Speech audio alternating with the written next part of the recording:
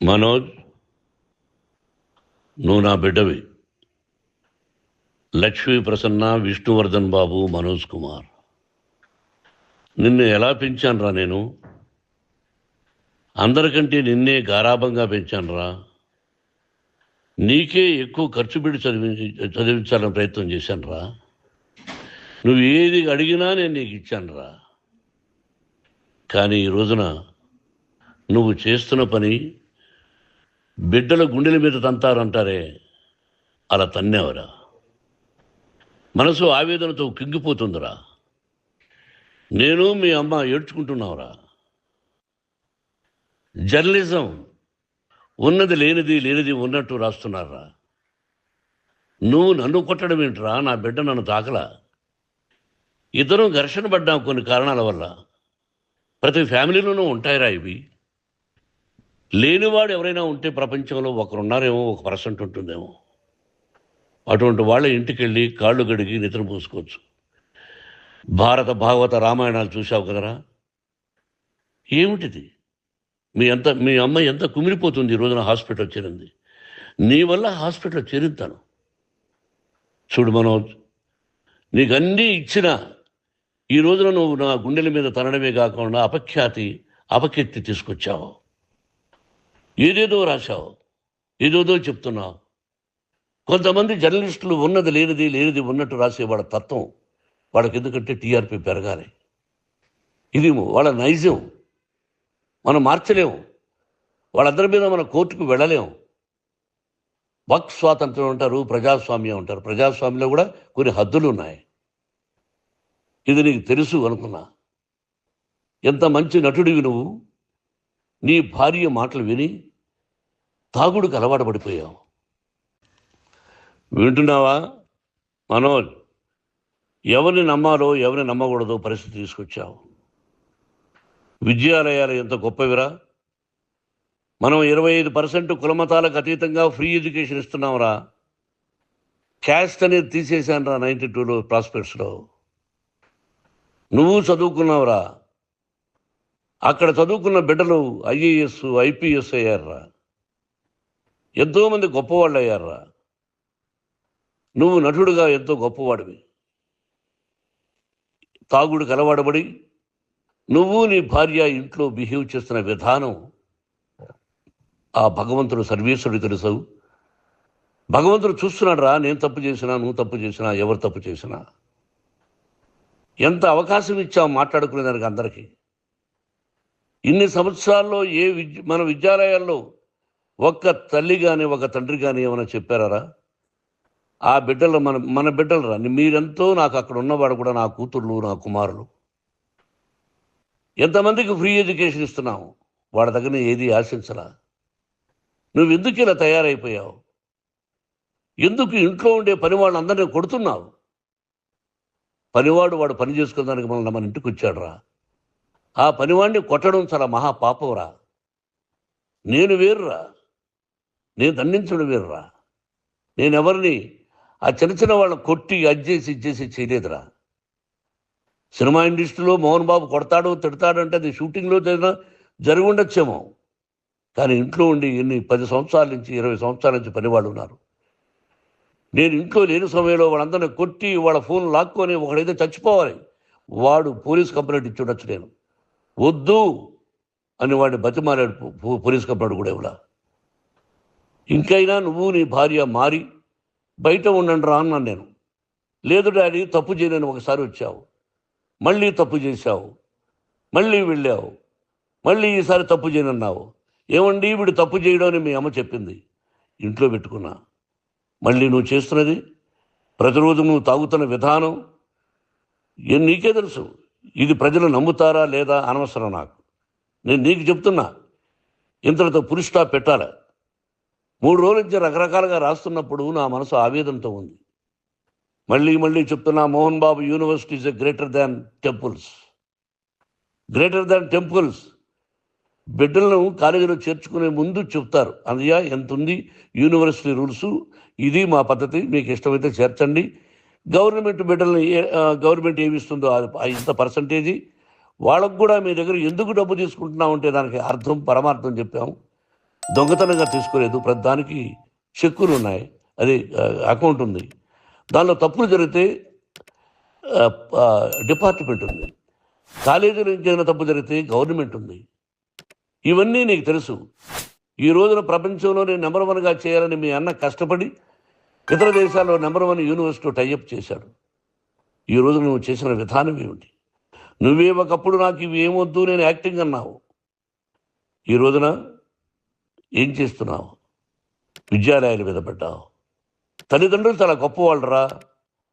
కొంతమందికి డబ్బు కట్టలేకపోవచ్చు, కట్టని వాళ్ళకు కొంత సహాయం చేసాం, అంతా సహాయం చేయలేము.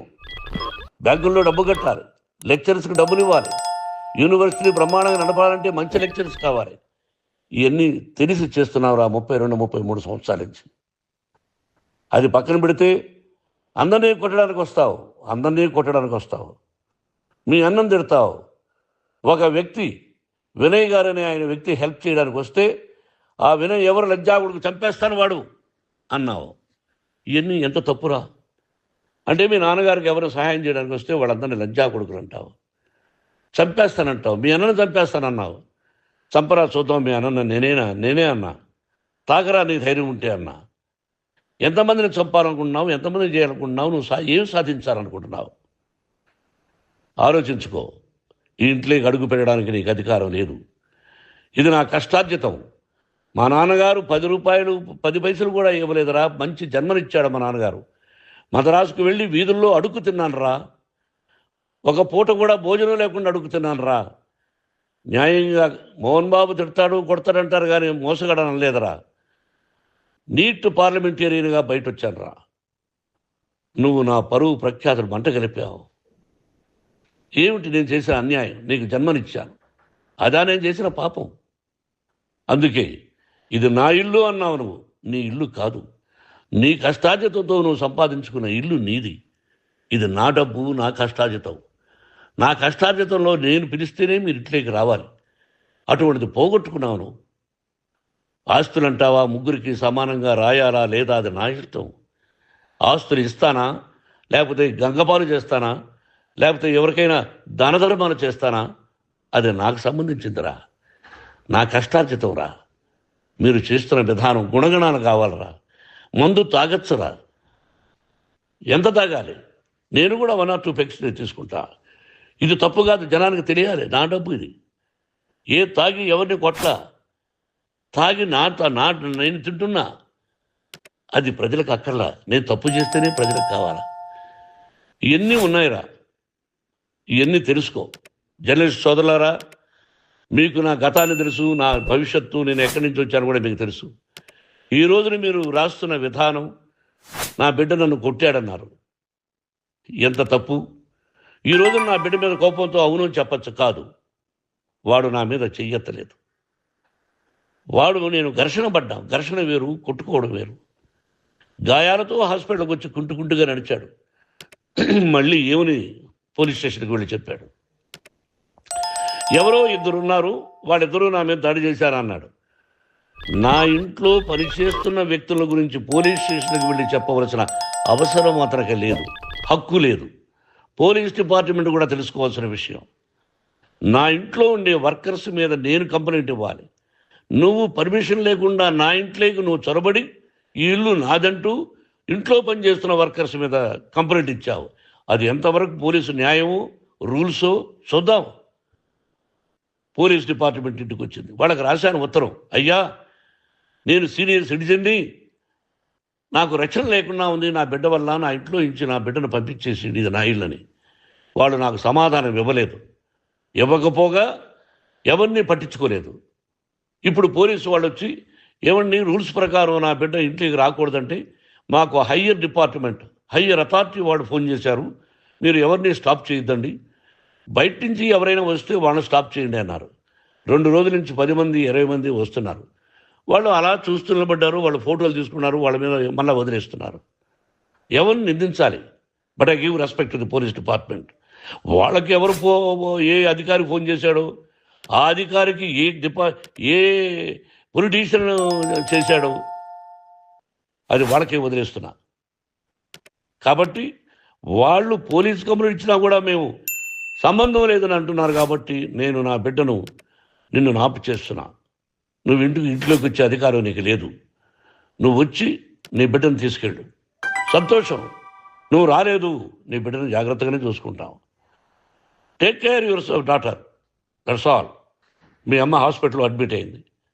రేపో ఎల్లుండో మీ అమ్మను పిలిపించి బాగైన తర్వాత ఇదిగో నువ్వు నీ కొడుకు బిడ్డను తీసుకెళ్ళి వాడికి అప్పచెప్పని చెప్తాను పోలీసు వాళ్ళ ఆధ్వర్యంలో.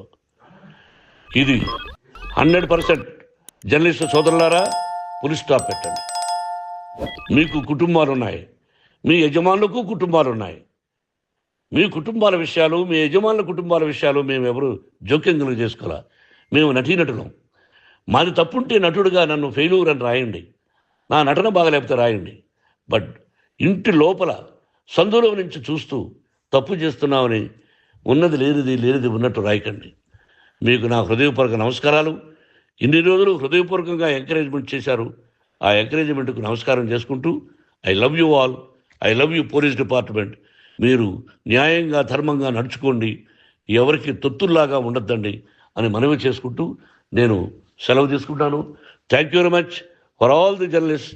ఇక్కడ పులి స్టాప్ పెట్టండి. Thank you very much.